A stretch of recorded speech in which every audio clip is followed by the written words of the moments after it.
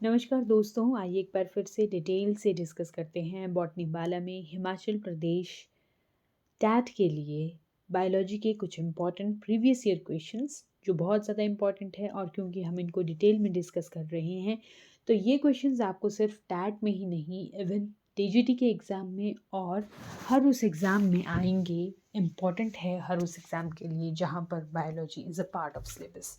तो चलिए बिना किसी देरी के स्टार्ट करते हैं आज का ये सेशन और लेते हैं पहला क्वेश्चन लेने से पहले मैं चाहूँगी कि अगर आपने इस चैनल को सब्सक्राइब नहीं किया है तो आप ज़रूर इसे सब्सक्राइब कर लें, बेल आइकन का बटन दबा दें ताकि हर नए वीडियो का अपडेट आपको तुरंत मिलता रहे। इसके साथ ही आप इस वीडियो को लाइक कर सकते हैं और शेयर कर सकते हैं उन लोगों तक जिनके लिए बहुत ज़्यादा ज़रूरी और बेनिफिशियल होने वाली है।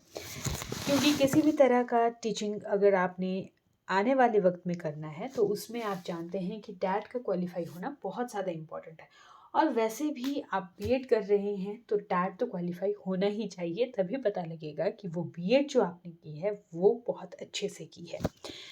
तो अपनी तैयारियों को बिल्कुल आप बनाए रखिए और जितना ज़्यादा आप प्रीवियस ईयर पर फोकस करोगे, जितना ज़्यादा रिवीजन पर फोकस करोगे और जितना ज़्यादा डिटेल्स पर फोकस करोगे उतना ही अच्छा आपके लिए होगा उस दिन जिस दिन आप एग्ज़ाम में बैठे होंगे। क्योंकि बहुत से क्वेश्चंस कंफ्यूज कर लेते हैं। पहला क्वेश्चन देखते हैं, dental formula of human is. तो ह्यूमन बीइंग का जो डेंटल फॉर्मूला होता है वो क्या होता है? 4 ऑप्शन हमारे पास हैं, 3223, बी है 2123, सी है 1232 और डी है 2233।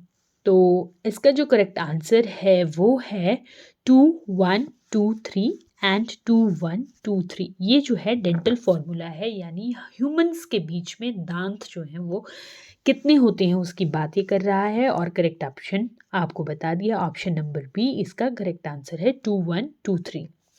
डेंटल फॉर्मूला किस तरह से लिए जाते हैं? हमारे जो दांत हैं उनको अगर हम 4 हिस्सों में डिवाइड करें तो 32 जो दांत हैं वो 8-8 हिस्सों में आएंगे।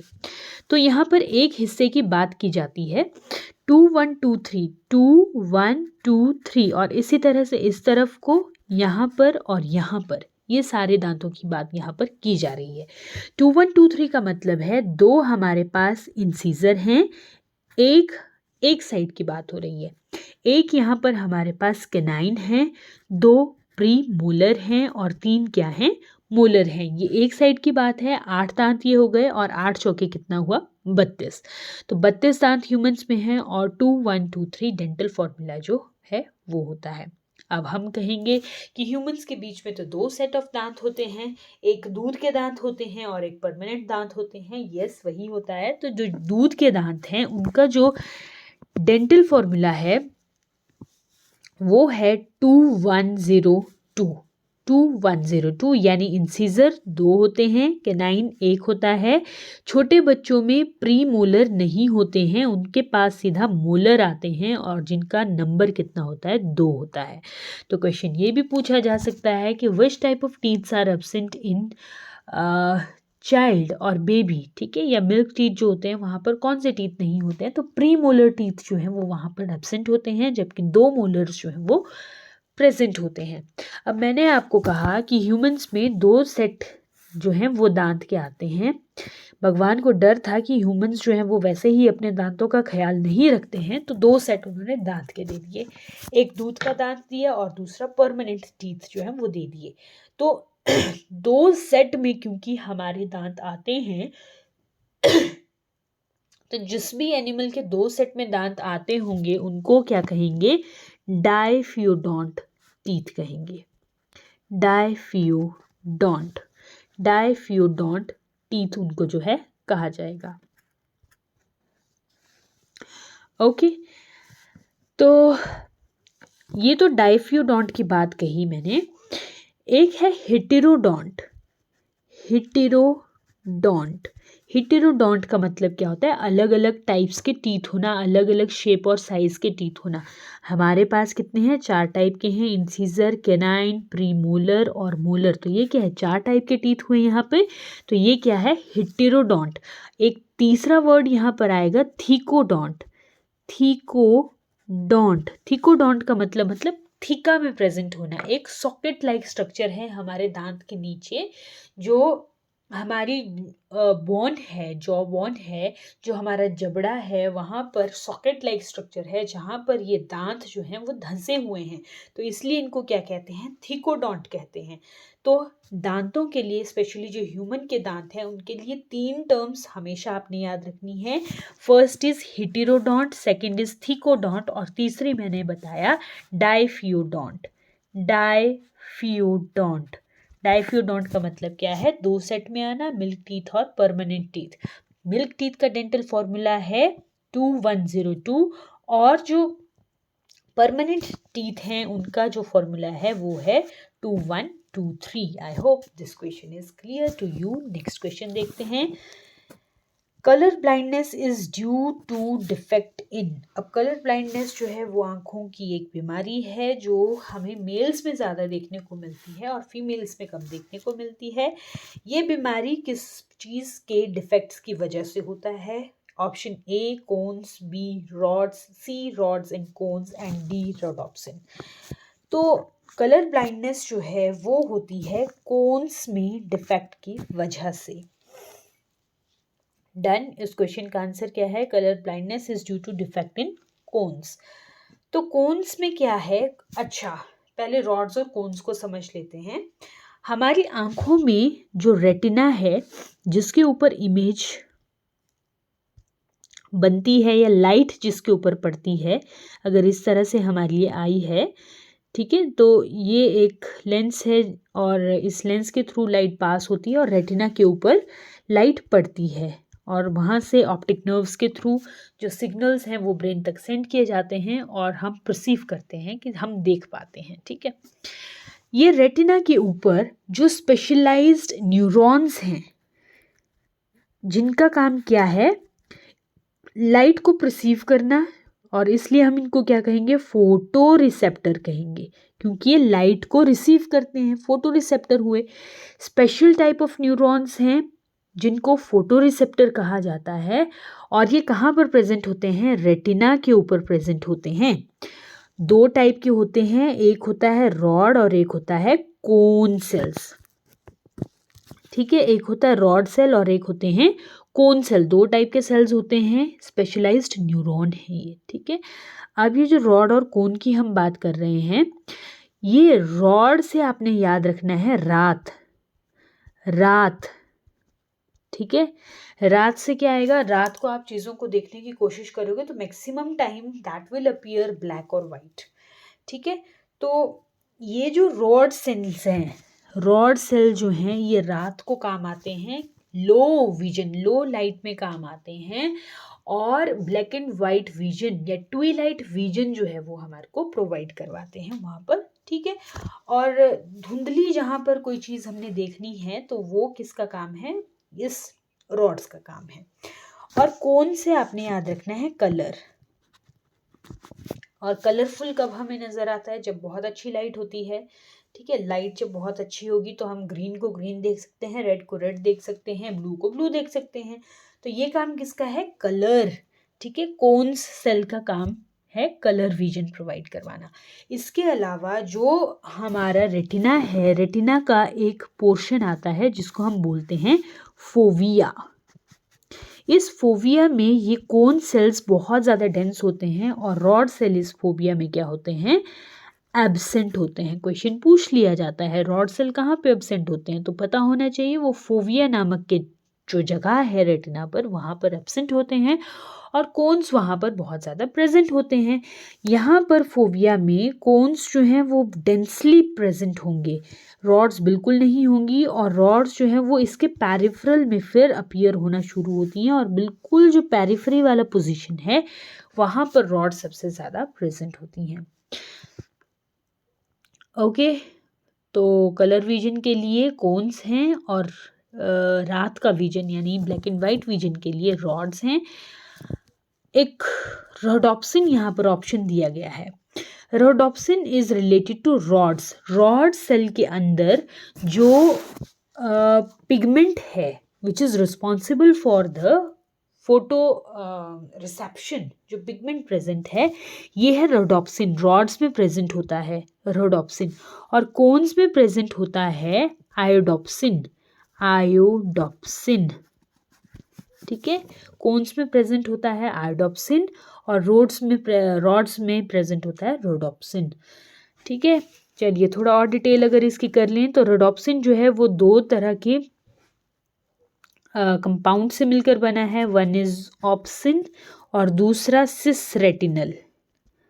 सिस रेटिनल, यहीं पे विटामिन ए जो है वो काम आती है, ऑप्सिन और सिस रेटिनल, रोडोप्सिन इससे बना हुआ होता है।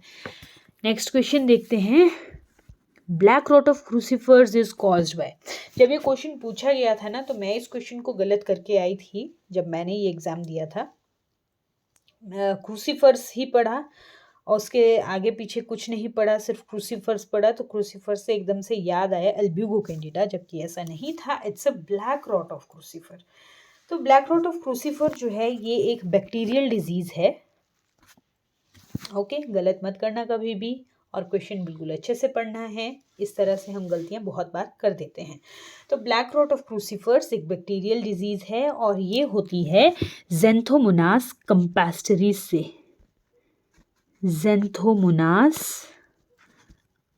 कंपास्टरिस से। Okay, bacterial black rot of crucifer Xanthomonas campestris. अब जो फंगस से होती थी, जो मैं यहाँ पर ऑप्शन लगा कर आई थी, वो होती है white rust of crucifers. That's not a black rot, it's a white rust of crucifers, और ये होती है अल्ब्यूगो कैंडिडा से, Albugo candida, white rust of crucifers. Virus से होती है TMV, tobacco mosaic virus.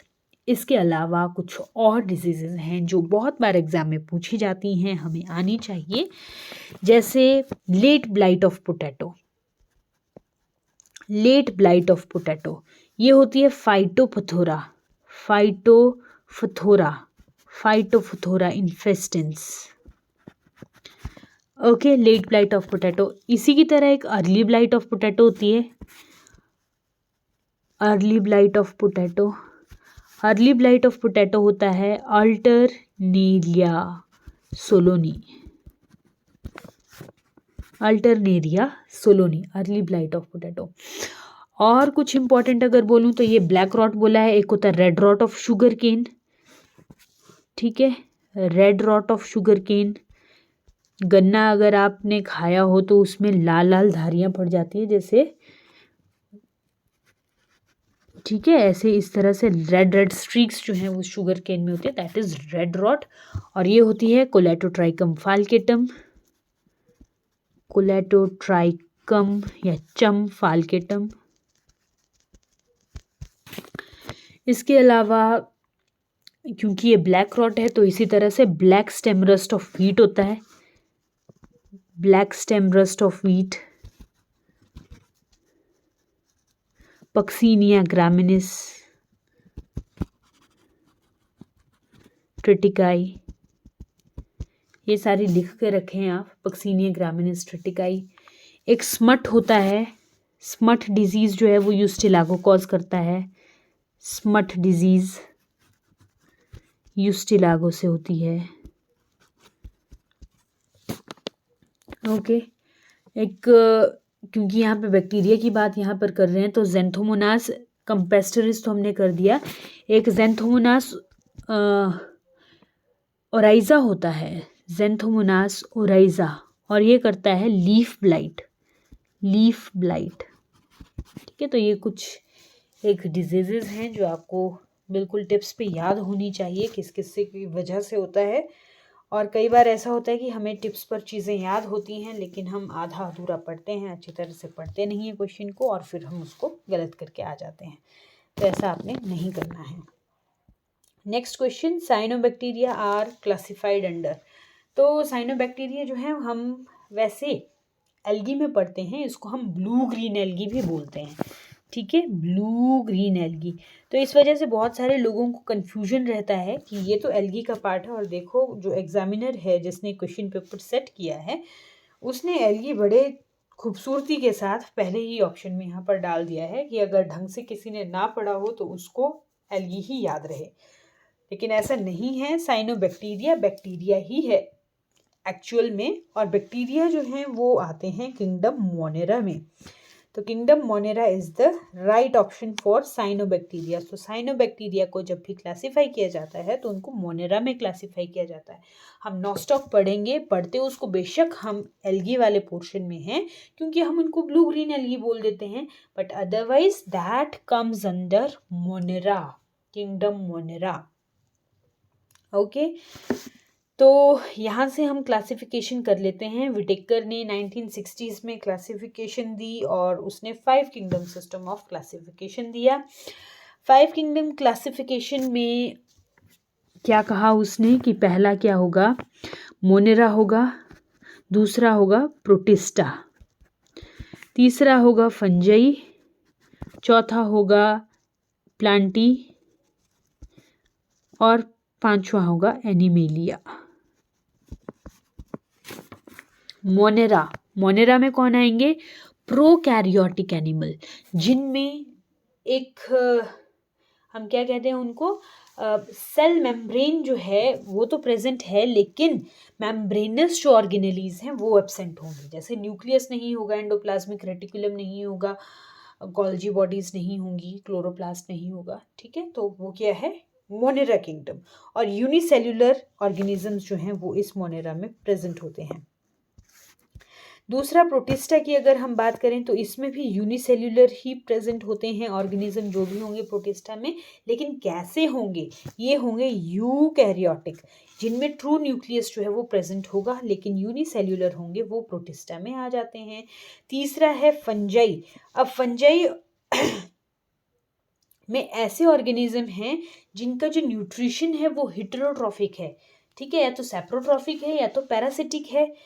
Fungi में सैप्रोट्रॉफिक या पैरासिटिक, लेकिन कैसे होंगे, मल्टी सेल्यूलर ऑर्गेनिज्म होंगे। ईस्ट वाले पोर्शन को अगर छोड़ दें जो यूनिसेल्यूलर है, मल्टी सेल्यूलर ऑर्गेनिज्म होंगे, हेटेरोट्रॉफिक न्यूट्रिशन होगा फंजाई में। इसके साथ साथ जो सेल वॉल होगी वो बनी होती है काइटिन की, ठीक है। फंजाई और प्लांटी में क्या डिफरेंस है, सेल वॉल को अगर देखा जाए तो प्लांटी में जो है वो सेल्यूलोज की बनी होती है और फंजाई में वो किस चीज़ की बनी होती है, काइटिन की बनी हुई होती है। किंगडम प्लांटी को अगर देखें, यहाँ पर भी यूकैरियोटिक ऑर्गेनिज्म है, मल्टी सेल्यूलर ऑर्गेनिज्म है, कुछ एक एल्गी जैसे हैं उनको छोड़ दें अगर हम, जहाँ पर एसिटाबुलेरिया बहुत बड़ी एल्गी है लेकिन सिर्फ यूनिसेल्यूलर ही है। लेकिन प्लांटी में क्या है, सेल वॉल जो है वो सेल्यूलोज की बनी हुई होगी, प्रेजेंट होती है। और कैसे होते हैं ये, फोटोसिंथेटिक होते हैं। प्लांटी के जो मेंबर्स हैं वो कैसे होंगे, फोटोसिंथेटिक होंगे, यानी ऑटोट्रॉफिक होंगे। अब एनिमेलिया की अगर हम बात करें, ये भी यूकैरियोटिक हैं, ये भी मल्टी सेल्यूलर हैं। एनिमेलिया के जो मेंबर्स हैं वो भी मल्टी सेल्यूलर हैं, यूनिसेल्यूलर भी हो सकते हैं किसी केस में। और यहाँ पर क्या है, एनिमेलिया में हेटेरोट्रॉफिक मोड ऑफ न्यूट्रिशन होगा, उसके साथ साथ यहाँ पर सेल वॉल कंप्लीटली एब्सेंट है, सेल वॉल प्रेजेंट होगी ही नहीं। तो वो क्या है, किंगडम एनिमेलिया है। ये विटेकर का सिस्टम ऑफ क्लासिफिकेशन था। इसके बाद हालांकि 3 डोमेन क्लासिफिकेशन भी दिया, जिसमें आर्चीबैक्टीरिया, यू बैक्टीरिया और फिर जो है बाकी ये ऑर्गेनिजम्स को डाला गया। वो अलग कॉन्सेप्ट है, उसको किसी और क्वेश्चन में डिस्कस करेंगे। अभी के लिए विटेकर का सिस्टम ऑफ क्लासिफिकेशन तो ये था।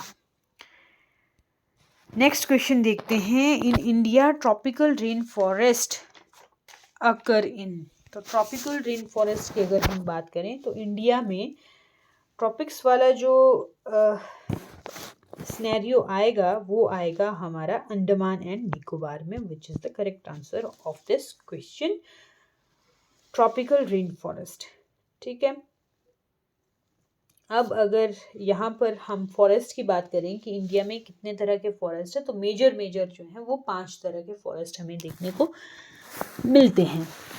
तो 5 तरह के फॉरेस्ट जो हैं वो किस तरह से अब हमें देखने को मिलते हैं, तो थोड़ा एक नकली सा मैप मैं अगर इधर आपको बना दूं, ये अगर इंडिया है ऐसा हम कंसीडर करके चलें, तो सबसे पहले हमारे पास आते हैं मॉन्टेन फॉरेस्ट। मॉन्टेन फॉरेस्ट मतलब जो माउंटेन्स में प्रेजेंट होते हैं, स्पेशली हमारा जो भी हिली रीजन है, और इसमें बहुत सारे टाइप के फॉरेस्ट आते हैं। जैसे हिमाचल प्रदेश और जम्मू कश्मीर में टेम्परेट फॉरेस्ट है, फिर ड्राई ट्रॉपिकल फॉरेस्ट है, पाइन मॉन्टेन फॉरेस्ट है, ट्रॉपिकल मॉन्टेन फॉरेस्ट और शोल फॉरेस्ट। शोल फॉरेस्ट बेसिकली जो हमारे नीलगिरी हिल्स हैं वहाँ पर हमें देखने को मिलती है।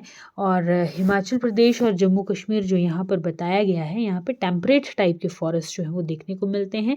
हालांकि जो शिवालिक वाली रेंज है वहाँ पे हमें पाइन माउंटेन टाइप के फॉरेस्ट जो हैं वो भी देखने को मिलते हैं। तो ये तो हो गया एक टाइप, ठीक है, mountain type of forest.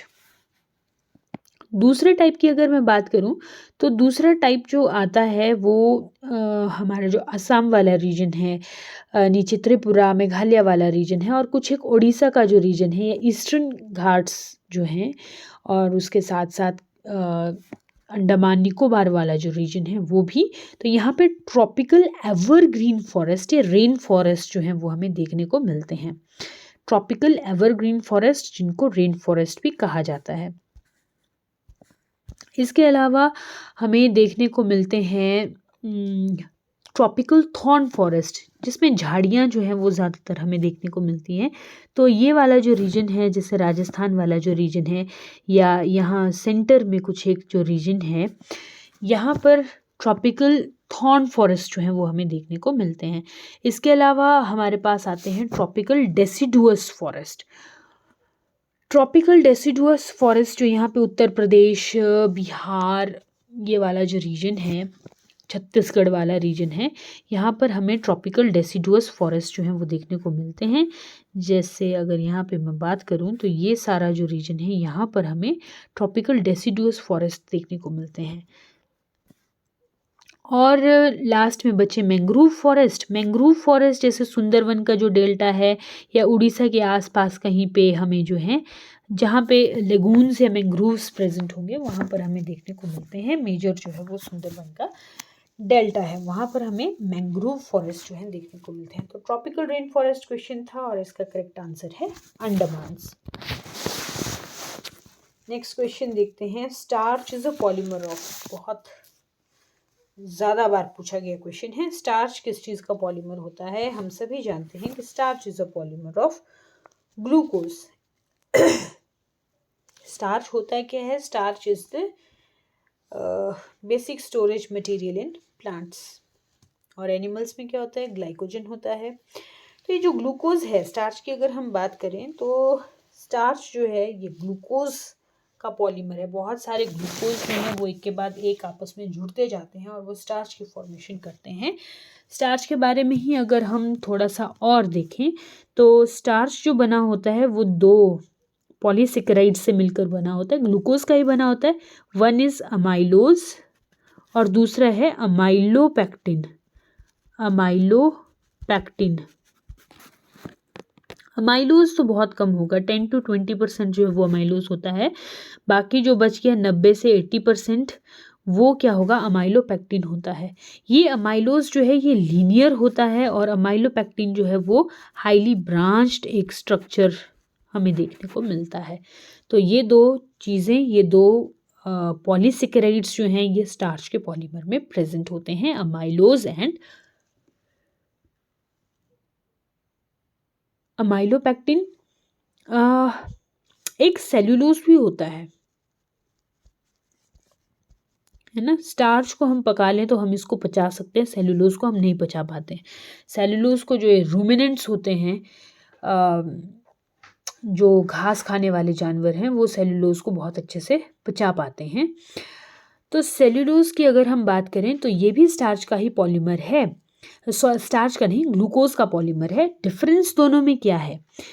Starch जो है इसमें अल्फा लिंकेजेस होती हैं, ठीक है, ग्लूकोज अल्फा लिंकेज के थ्रू अटैच्ड होता है, और सेल्यूलोज में जो है वो ग्लूकोज बीटा लिंकेजेस प्रेजेंट होती है। बीटा 1,4 लिंकेज हम इसको कहते हैं, वो सेल्यूलोज में प्रेजेंट होती है। और जो यहाँ पर शुगर्स दी हैं अब इनको देख लेते हैं। जैसे दिया है फ्रुक्टोज, फ्रुक्टोज को हम फ्रूट शुगर भी कहते हैं। फ्रूट शुगर, जितने भी फ्रूट्स हैं वहाँ पर फ्रुक्टोज जो है वो अबंडेंटली प्रेजेंट होती है। ठीक है। और ये जो फ्रुक्टोज है इसका पॉलीमर होता है इनुलिन। इनुलिन, जिनको कब्ज होती है वो इनुलिन को लेते हैं। डाइटरी फाइबर जो है डॉक्टर्स काफ़ी बार इसको रिकमेंड करते हैं और ये गट हेल्थ के लिए बहुत अच्छा है।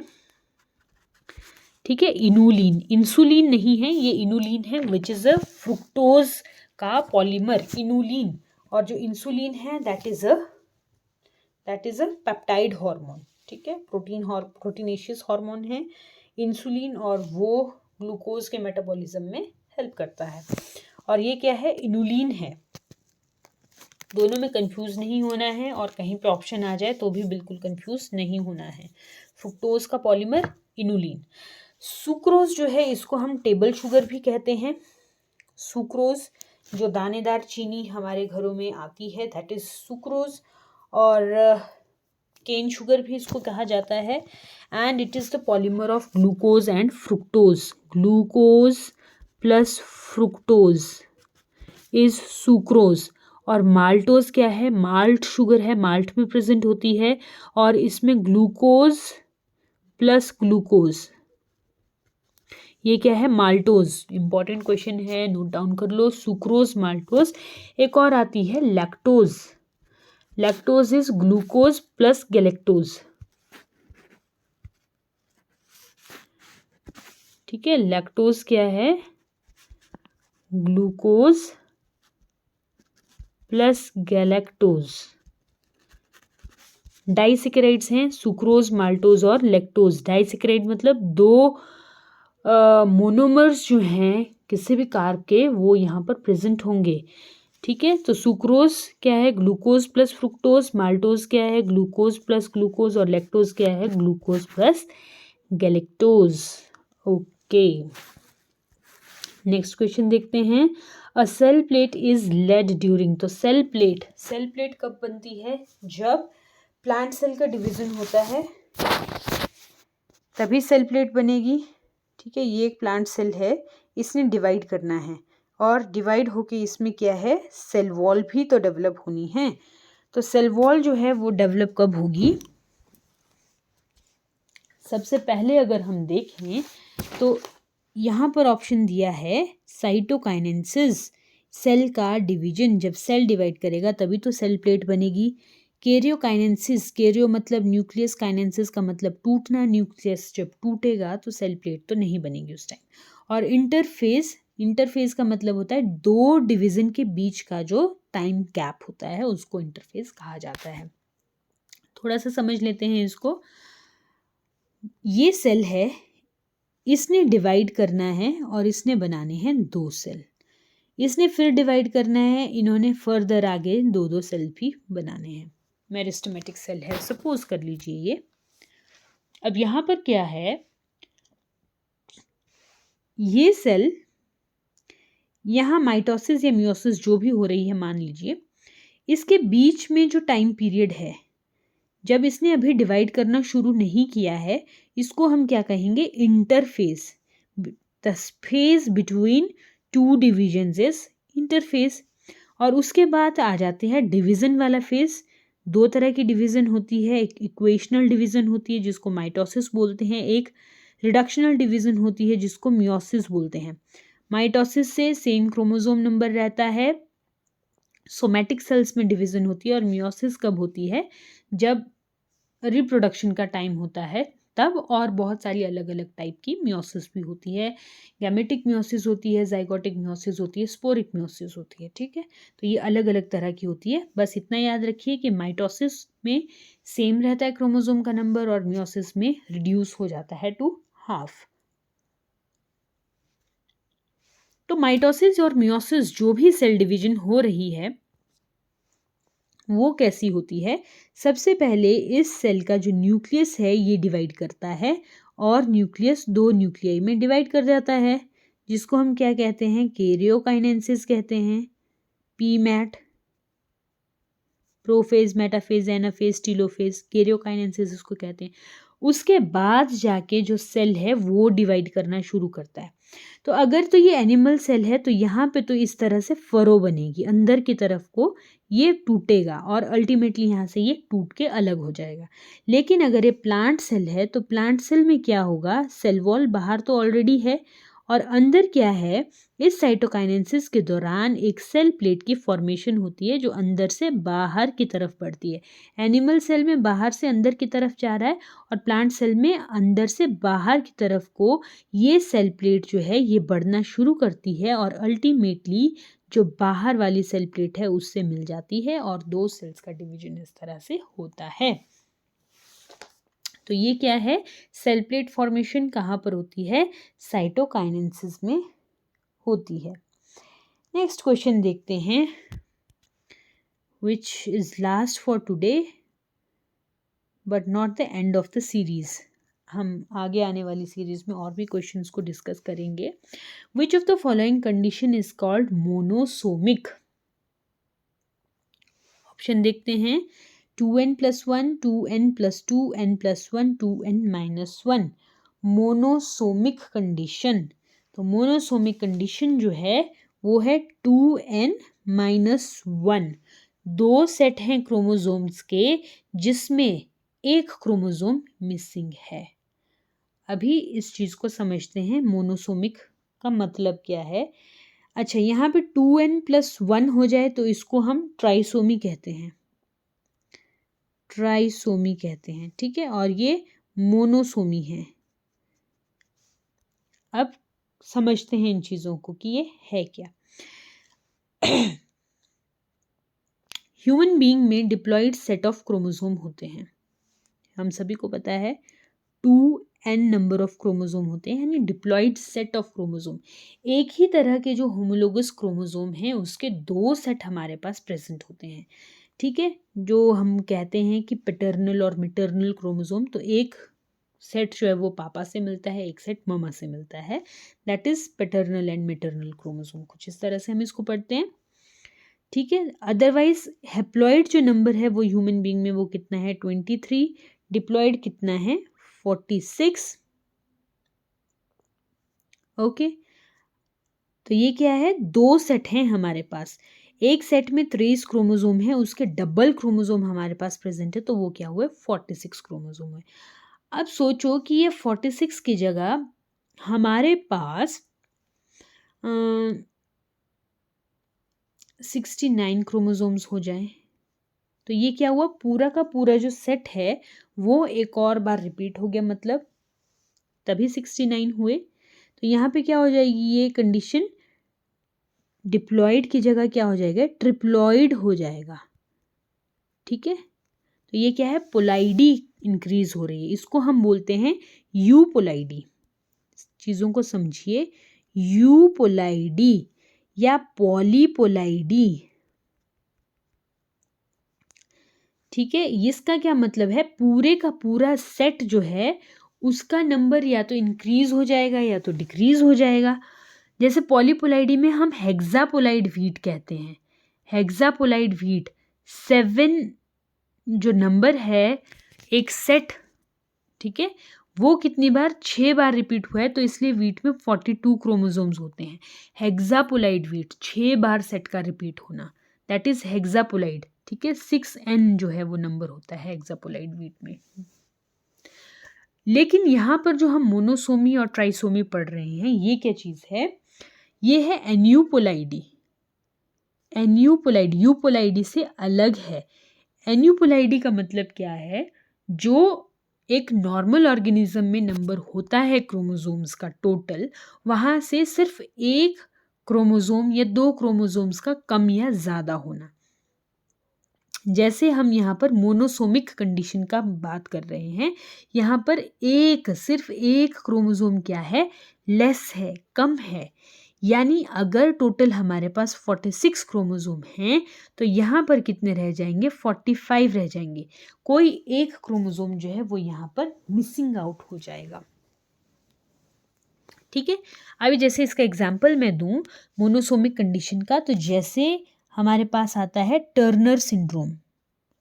टर्नर सिंड्रोम, टर्नर सिंड्रोम में क्या होता है, जो सेक्स क्रोमोसोम्स होते हैं XY, वहाँ पर सिर्फ एक X क्रोमोसोम प्रेजेंट होता है। 45 क्रोमोसोम्स होंगे, ठीक है, एक्स क्रोमोसोम सिर्फ एक प्रेजेंट होगा, एक एक्स क्रोमोसोम क्या होगा, मिसिंग होगा। तो ये क्या है, टर्नर सिंड्रोम, ठीक है। 45 क्रोमोसोम सिर्फ यहाँ पर प्रेजेंट होते हैं। और ये 2n+1 ये क्या है, ट्राइसोमी है। ट्राइसोमी का मतलब क्या हुआ, पूरे के पूरे सेट में कोई एक क्रोमोसोम जो है उसका नंबर क्या हो जाएगा, ज़्यादा हो जाएगा। जैसे ट्राइसोमी 21 है, 21 का मतलब क्या है, जो 21 नंबर का क्रोमोसोम है वो कितनी बार पूरे जीनोम में प्रेजेंट होगा, 3 बार प्रेजेंट होगा, ठीक है। अदरवाइज तो उसको 2 ही बार प्रेजेंट होना था, लेकिन वो 1+1 ज़्यादा है, ट्राइसोमिक कंडीशन है। तो Turner syndrome trisomy 21। Klinefelter syndrome X chromosomes 2 ही होने चाहिए थे, वहाँ पे क्या हो गए, 3 हो गए एक्स क्रोमोसोम, या ये XXY हो गया। तो ये क्या है, लाइनफेल्टर सिंड्रोम। इसके अलावा और भी आती हैं, जैसे ट्राइसोमी 18 है, एग्जाम में पूछी जाती है ट्राइसोमी 18, इसको बोलते हैं एडवर्ड सिंड्रोम, एडवर्ड सिंड्रोम। या ट्राइसोमी 13 है, जिसको बोलते हैं पटाऊ सिंड्रोम। डाउन सिंड्रोम बहुत ज़्यादा इम्पॉर्टेंट है। 30-31 की उम्र के बाद जो कंसीव करती हैं महिलाएं, उनका बेसिकली ये टेस्ट, एबनॉर्मेलिटी टेस्ट जो है वो किए जाते हैं, जिसमें ये सारी एबनॉर्मेलिटीज़ को चेक किया जाता है। स्पेशली डाउन सिंड्रोम को टेस्ट किया जाता है कि कहीं वो सिंड्रोम जो है वो होने वाले फिटस में होने वाले बेबी में प्रेजेंट तो नहीं है, ठीक है। ये था आज का लास्ट क्वेश्चन। आई होप आपको ये क्वेश्चंस पसंद आए होंगे। मिलते हैं अब नेक्स्ट वीडियो में, तब तक के लिए नमस्कार।